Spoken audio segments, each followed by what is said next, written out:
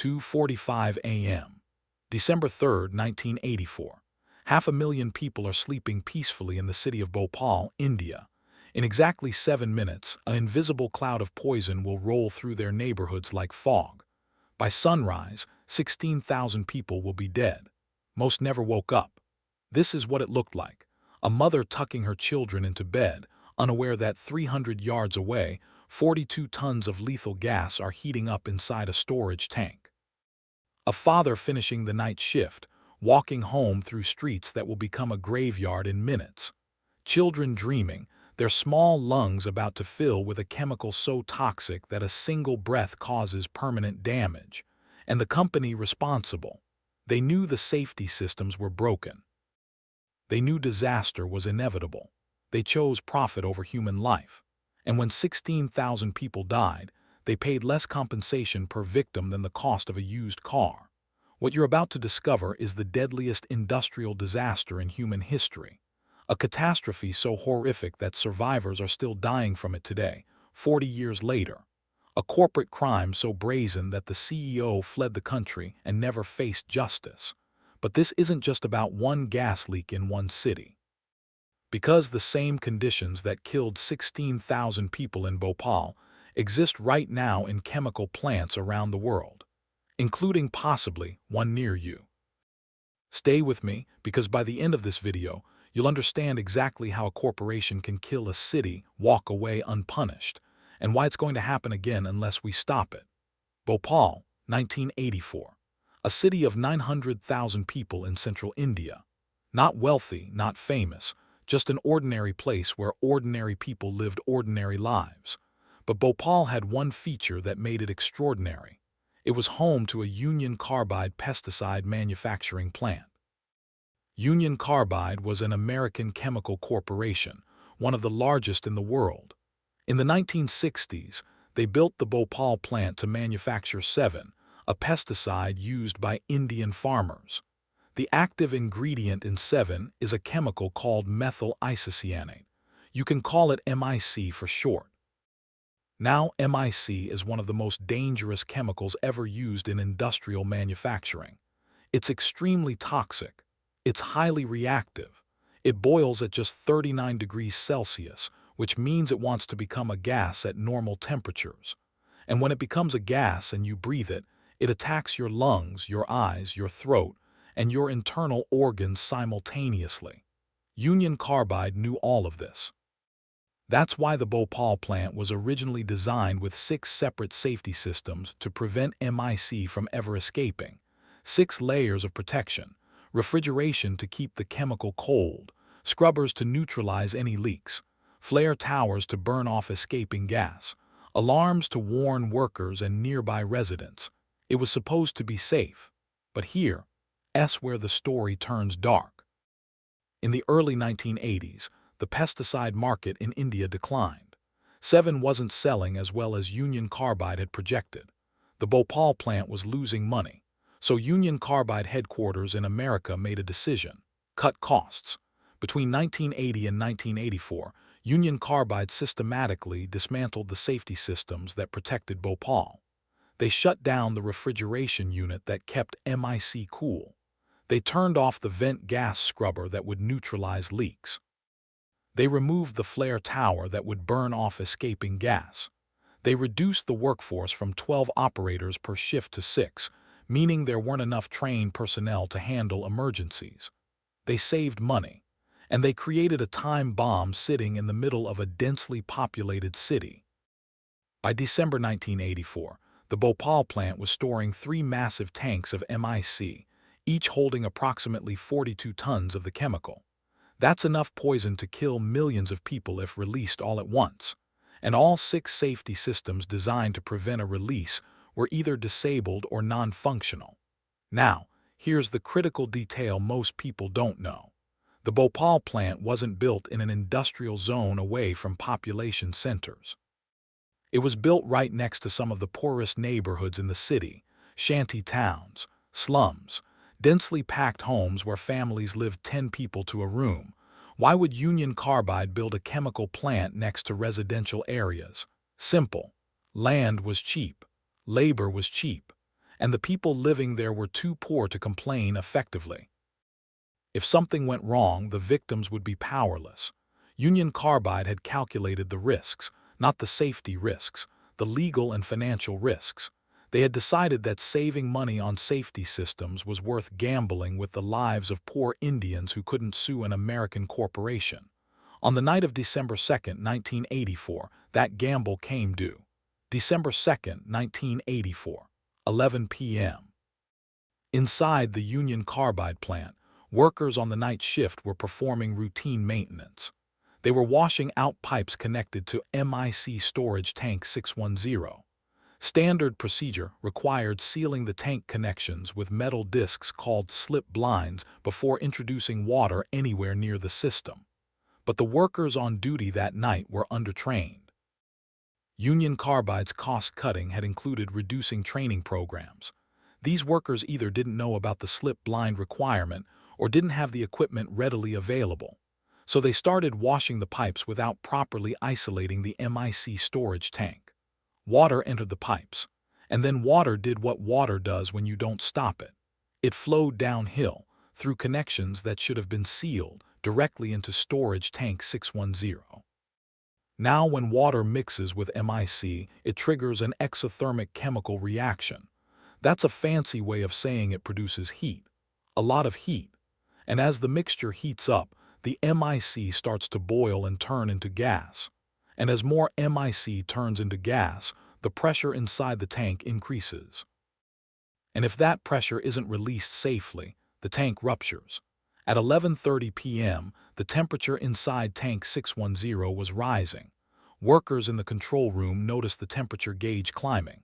This should have triggered immediate emergency protocols. But remember, Union Carbide had cut the workforce. There were only 6 operators on duty for the entire plant. Nobody had time to investigate a temperature spike that might just be a faulty gauge. By midnight, the temperature had reached 200 degrees Fahrenheit. The pressure gauge was climbing past its maximum reading. The tank was literally cooking 42 tons of MIC into poison gas. At this point, 6 safety systems should have activated to prevent catastrophe. Let me tell you what happened to each one. Safety System 1, Refrigeration Unit. This system was supposed to keep MIC at 0 degrees Celsius, cold enough that even if water got in, the reaction would happen slowly enough to manage. But Union Carbide had shut it down in June 1984 to save on electricity costs. The refrigerant had been drained. The system was non-functional. Safety System 2, Temperature Alarm. There was an alarm designed to alert operators if tank temperature exceeded 20 degrees Celsius. But the alarm had malfunctioned weeks earlier and hadn't been repaired. Union Carbide considered it low priority because the refrigeration system was supposed to prevent high temperatures, except the refrigeration system was turned off. Safety System 3, Pressure Relief Valve. When pressure inside the tank exceeded safe limits, a valve should open and vent the gas to the scrubber system. The valve did open, but that just meant the poison gas was now flowing into the next safety system, which was also broken. Safety System 4, Vent Gas Scrubber. This was a tall tower filled with caustic soda solution. Any MIC gas vented from the tank would bubble through the caustic soda, which would neutralize it into harmless compounds. Brilliant design. Except Union Carbide had put the scrubber on standby mode to save caustic soda costs. When MIC started flowing into it at 12:30 a.m., the scrubber was turned off. A worker finally noticed the problem and tried to activate the scrubber, but it had been off for so long that the caustic soda solution had degraded. Even when turned on, it was too weak to neutralize the massive volume of MIC pouring into it. The gas passed through the scrubber completely untreated. Safety System 5, Flare Tower. This was the last line of defense. If gas escaped the scrubber, it would flow to a flare tower where it would be burned off safely. The flare would create toxic smoke, but burning MIC is far less deadly than releasing it as gas. Except the flare tower wasn't there anymore. Union Carbide had disassembled it 4 months earlier for maintenance. Replacement parts were on order from the United States, but hadn't arrived because Shipping them quickly was expensive. Safety System 6. Water curtains. These were essentially giant sprinklers designed to spray water high into the air to knock down any escaping gas. They were designed to reach a maximum height of 40 feet. The leak was occurring from pipes 120 feet above the ground. Even if someone activated the water curtains, they would spray water nowhere near the escaping gas.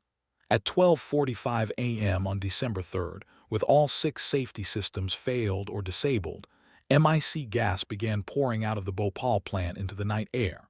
42 tons of poison, enough to kill millions. But here's the detail that turned this leak into a massacre. MIC gas is 2.1 times heavier than air. That means it doesn't rise and disperse like smoke. It sinks. It flows along the ground like an invisible river, pouring into low-lying areas, filling valleys and neighborhoods, seeping through every window and door and crack in every home. And the neighborhoods surrounding the plant were in low-lying areas. The poor lived in the valleys. The poison flowed straight into their homes. At 12:50 a.m., 50 minutes after the leak began, someone finally activated the emergency siren to warn the surrounding population. 50 minutes. By then, the poison cloud had already traveled 2 miles from the plant, rolling through residential neighborhoods, entering homes where families were sleeping. When the siren sounded, most people had no idea what it meant. There had never been community education about chemical hazards. Nobody knew what MIC was. Nobody knew what to do. And critically, nobody knew that the worst thing you could do was run. Because when you run, you breathe heavily. You inhale deeply. And if you're breathing MIC gas, every breath delivers more poison into your lungs. Thousands of people heard the siren, woke up feeling their throats burning, and ran outside. They ran directly into the densest part of the poison cloud. They took deep breaths of pure MIC and they collapsed in the streets. Imagine waking up at 1 a.m. with a burning sensation in your throat. Your eyes feel like someone threw acid in them. You can't see clearly. Your lungs are on fire. You start coughing and the coughing won't stop. You try to take a breath, but your throat is swelling shut. Your children are screaming in the next room. You stumble toward them, but your legs won't work properly. The poison is attacking your nervous system. This is what happened to hundreds of thousands of people in Bhopal. The poison affected different people in different ways depending on how much they inhaled. People closest to the plant, sleeping in homes directly downwind, received lethal doses in the first few minutes. They suffocated in their beds, their lungs filling with fluid as the MIC dissolved their lung tissue from the inside. Many died without ever waking up. Families sleeping in homes slightly farther away woke up to find they were blind. MIC attacks the cornea, the clear surface of your eye. High concentrations cause immediate permanent blindness. Parents woke up blind, unable to see their children, having to find them by sound while the children screamed in agony. People who made it out of their homes found the streets were chaos. Thousands of people running in every direction, coughing, vomiting, crying. Many fell and were trampled. Others collapsed from respiratory failure and died on the sidewalks.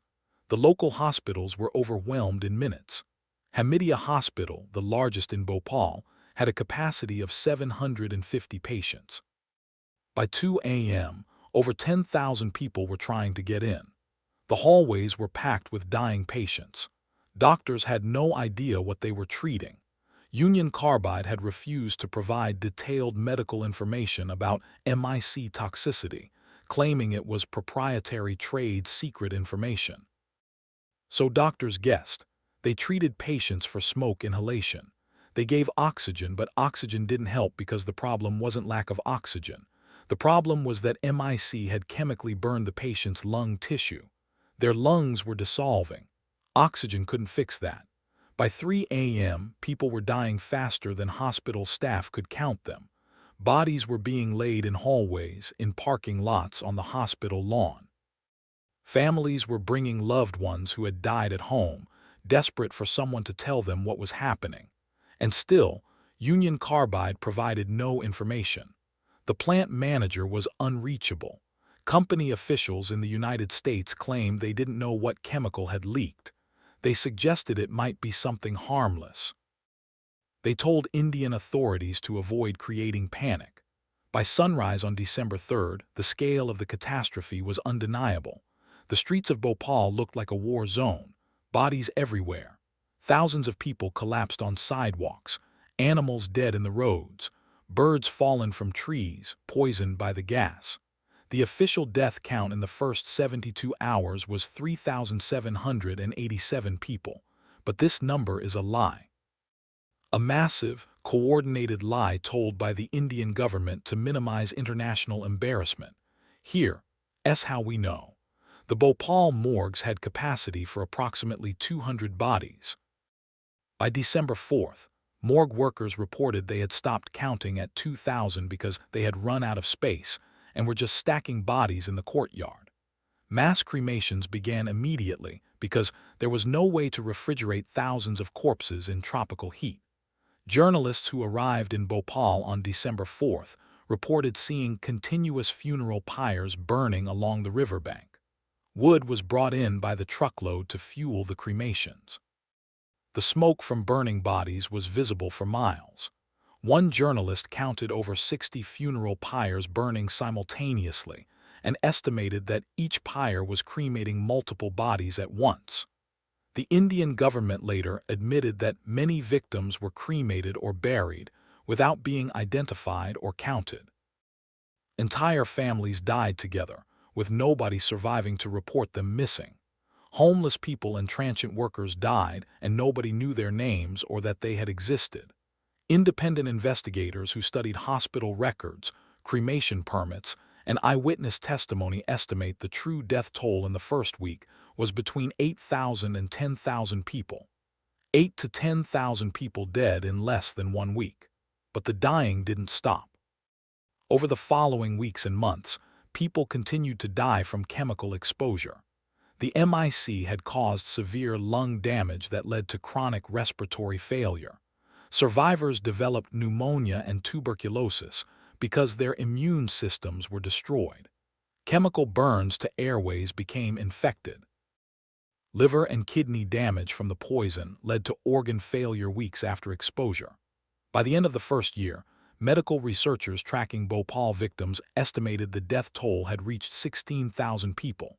16,000 confirmed deaths directly attributable to the gas leak. And that's still not the complete story, because over the next 20 years, the long-term effects manifested.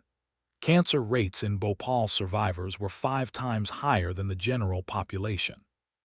Neurological disorders, chronic respiratory diseases, genetic mutations causing birth defects in children born to survivors. A study published in 2006 tracked children born to mothers who survived the gas leak. These children had higher rates of developmental delays, learning disabilities, and physical deformities. The poison had damaged their mothers' reproductive systems, and that damage was inherited by the next generation. The total death toll attributable to the Bhopal disaster is estimated at 25,000 people over 40 years.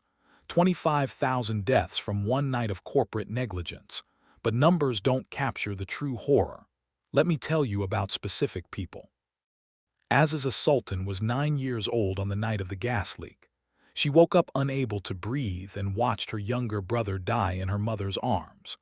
The poison damaged her lungs so severely that she required oxygen support for the rest of her life. She died at age 28 from respiratory failure, unable to afford continued medical treatment. Sunil Kumar was a railway worker who was walking home from the night shift when the gas cloud hit him. He survived but was permanently blinded. He could no longer work. His family fell into poverty. He committed suicide in 1992, 8 years after the disaster, leaving a note that said he couldn't bear being a burden on his family anymore. Champa Devi was pregnant when the gas leak occurred. She inhaled the poison while trying to evacuate. She survived, but her baby was born 6 months later with severe physical deformities. The child lived for 4 hours. Champa Devi went on to have 2 more children, both born with developmental disabilities. She spent the rest of her life caring for children whose futures were stolen before they were born. These aren't just statistics. These were real people whose lives were destroyed because a corporation decided that saving money on safety equipment was more important than their lives. Now, here's where the story goes from tragic to criminal, because Union Carbide's response to killing 16,000 people wasn't remorse. It was denial, misdirection, and legal warfare. Within days of the disaster, Union Carbide's legal team swung into action, not to help victims, to protect the corporation from liability. First strategy: deny responsibility. Union Carbide's CEO, Warren Anderson, flew to India on December 7th, 4 days after the disaster. He was immediately arrested by Indian police. But within hours, Union Carbide's lawyers had negotiated his release on bail. He was put on a private plane and flown out of India. He never returned. An arrest warrant was issued for Anderson, charging him with manslaughter. India requested extradition from the United States. The U.S. government refused. Warren Anderson lived comfortably in Connecticut for the next 30 years. He died in 2014 at age 92, having never spent a single day in prison. Second strategy: blame sabotage. Union Carbide hired investigators to prove that the disaster was caused by a disgruntled employee who deliberately added water to the MIC tank. They claimed this was an act of sabotage, not corporate negligence. This theory had several problems. First, no evidence supported it. No disgruntled employee was ever identified. Second, even if sabotage occurred, it only succeeded because Union Carbide had disabled all 6 safety systems.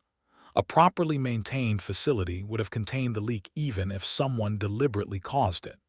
Third, independent investigations conclusively proved the water entry was accidental, caused by workers washing pipes without proper safeguards. But Union Carbide pushed the sabotage theory for years because it shifted blame from corporate cost-cutting to a hypothetical rogue employee. Third strategy: minimize compensation. The legal battle over compensation lasted 7 years. Indian survivors filed lawsuits demanding accountability. Union Carbide fought every claim. In 1989, Union Carbide agreed to a settlement. They paid $470 million to the Indian government to compensate all victims. That sounds like a lot until you do the math. 16,000 confirmed deaths. 470 million divided by 16,000 equals $29,375 per death. Except the money wasn't just for deaths. It also had to cover 550,000 injured survivors. When you divide 470 million by all victims, the average payout was $850 per person. $850. That's what Union Carbide determined a poisoned Indian life was worth. For context, in 1989, the average wrongful death settlement in the United States was over $1 million. Union Carbide paid less than 1% of that amount for each person they killed in Bhopal. The Indian government distributed the compensation over the next decade. Many victims received checks for $300 to $500 total for lifetime medical care, lost income, disability, and death of family members. But Union Carbide's crime didn't end with inadequate compensation, because the Bhopal plant is still there, still contaminated, still poisoning people. After the disaster, Union Carbide abandoned the facility. They left behind tons of toxic chemicals, contaminated equipment, and hazardous waste. That waste has been sitting there for 40 years, leaking into the soil and groundwater. Studies of groundwater near the abandoned plant show toxic chemical levels hundreds of times above safe limits. People living near the plant still drink this water because they have no alternative. Birth defects in neighborhoods near the plant are 11 times higher than the national average. Cancer rates are elevated. Genetic mutations are appearing in children born decades after the gas leak. The Indian government has repeatedly demanded that Union Carbide clean up the site. Union Carbide has refused, claiming they sold the plant to an Indian subsidiary and therefore have no responsibility for cleanup. In 2001, Union Carbide was purchased by Dow Chemical, an even larger American corporation. Dow inherited Union Carbide's liabilities, including responsibility for Bhopal. Dow has refused to pay for cleanup, refused to provide additional compensation to survivors, and refused to accept legal responsibility for the disaster. Activists and survivors have protested at Dow Chemical headquarters for years. Dow's official position is that the 1989 settlement resolved all claims and they have no further obligations to Bhopal. Translation: we paid $850 per victim. That should be enough. Stop complaining. This is corporate murder. There's no other word for it.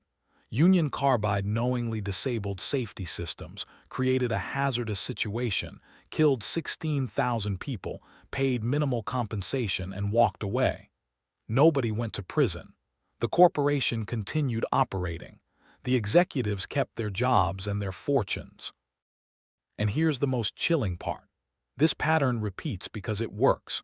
The cost of settlements and fines is less than the cost of maintaining proper safety systems.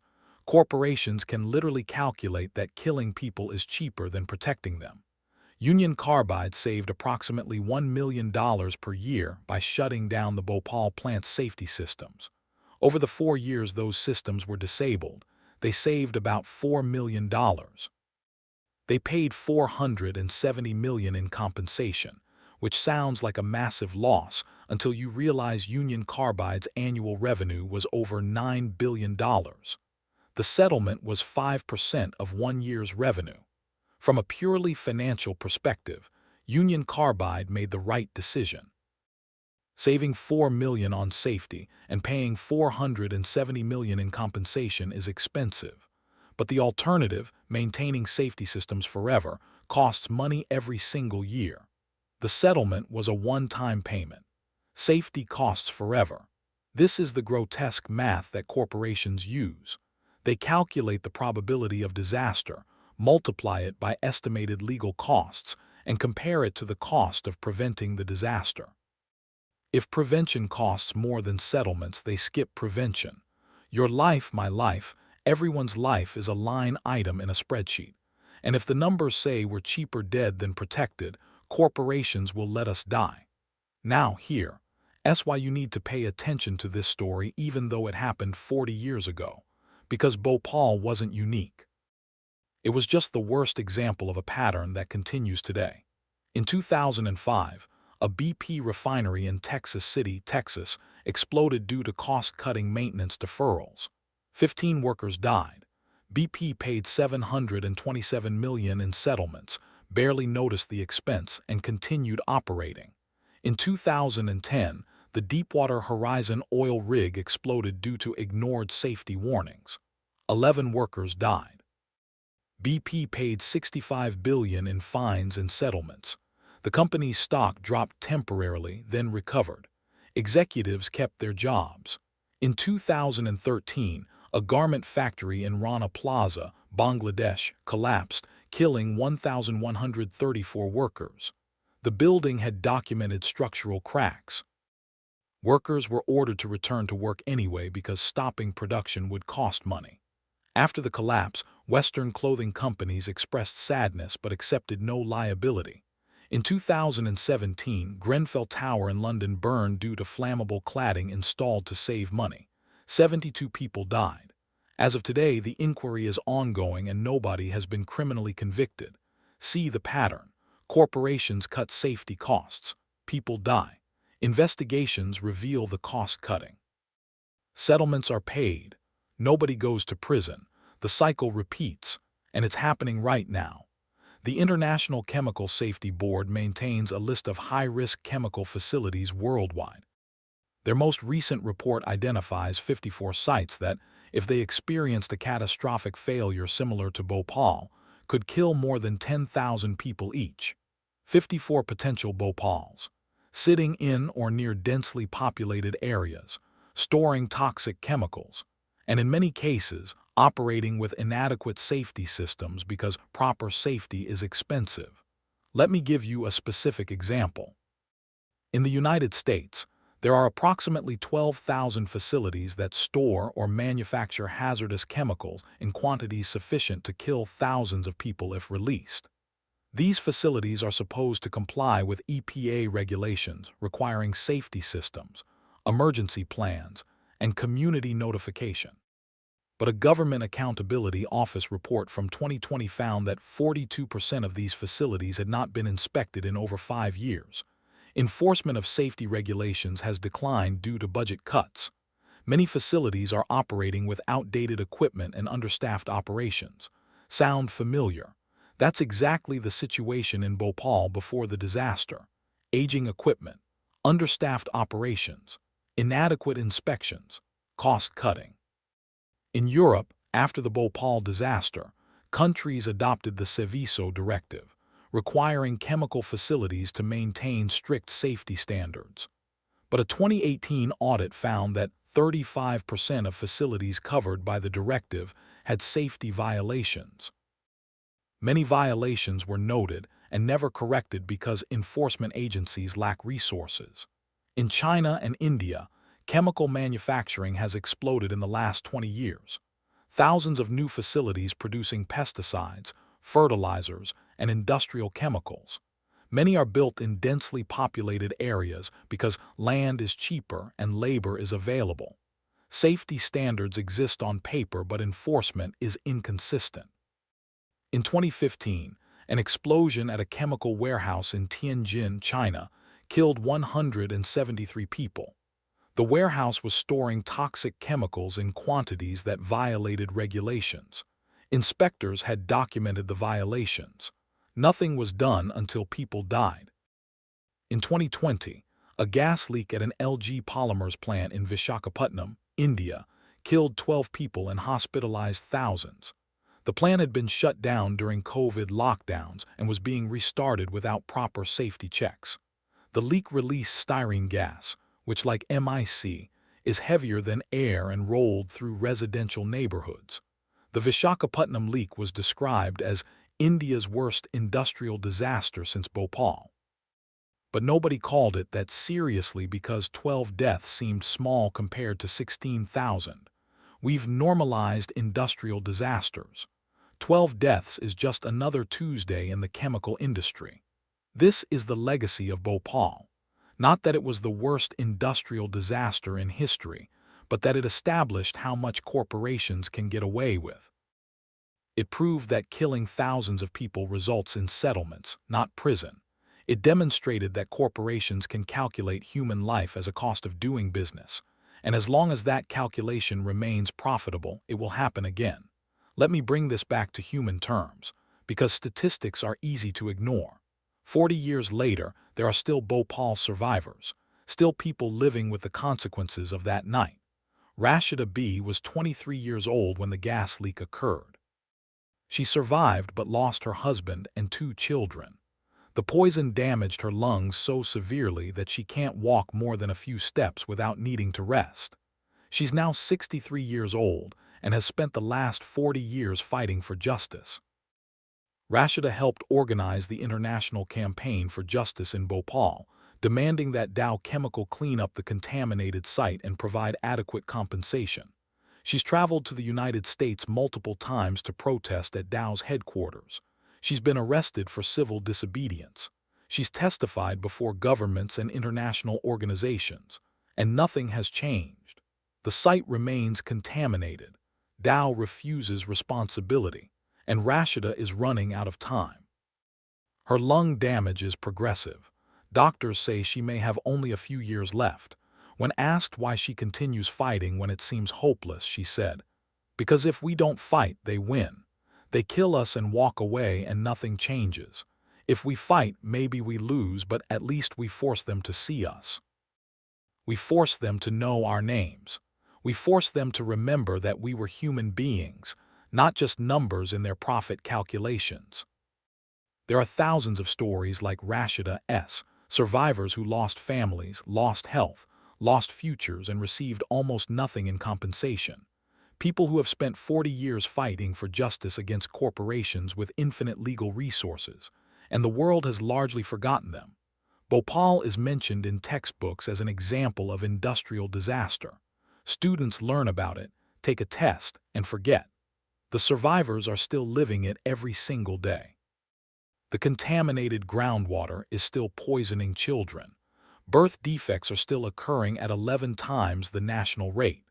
The abandoned Union Carbide plant is still leaking toxins. And Dow Chemical is still refusing to clean it up. 40 years of suffering, 40 years of injustice.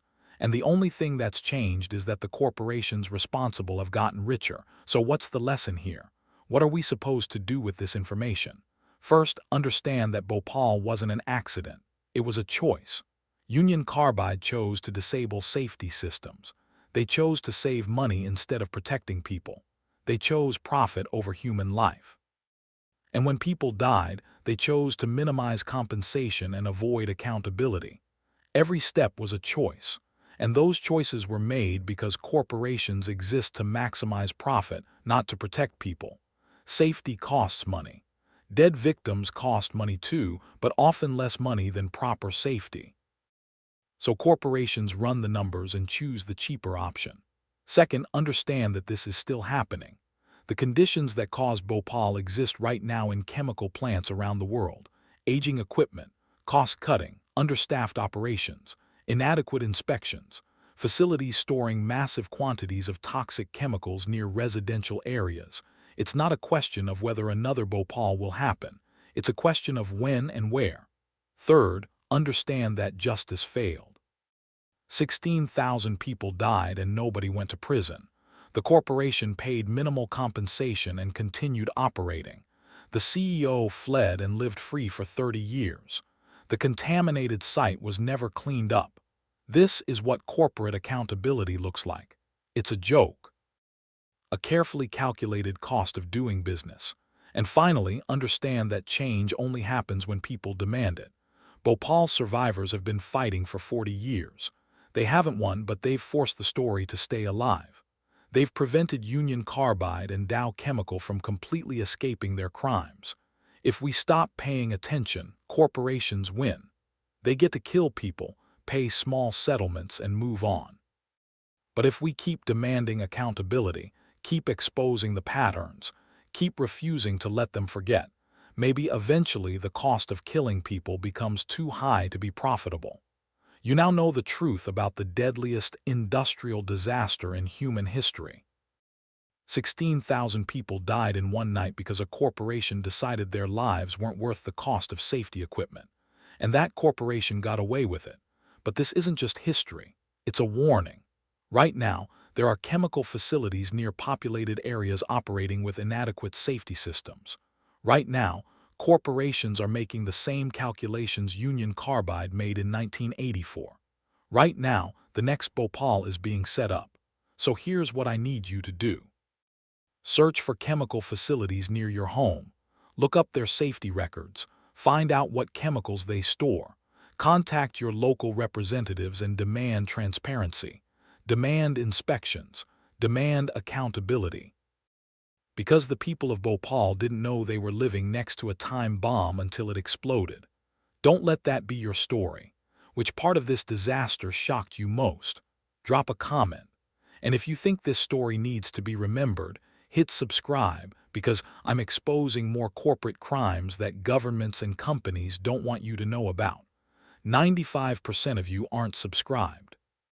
If this video made you angry, if it made you want to demand change, that's exactly why this channel exists. Next video, the chemical companies that knew their products caused cancer and hid the evidence for decades. You use their products every day. 16,000 people died in their sleep. They trusted that someone was keeping them safe. That trust was betrayed for profit. Don't make the same mistake. Remember Bhopal. Remember that corporations will kill you if it's profitable, and fight to make sure the cost of killing us becomes too high to bear.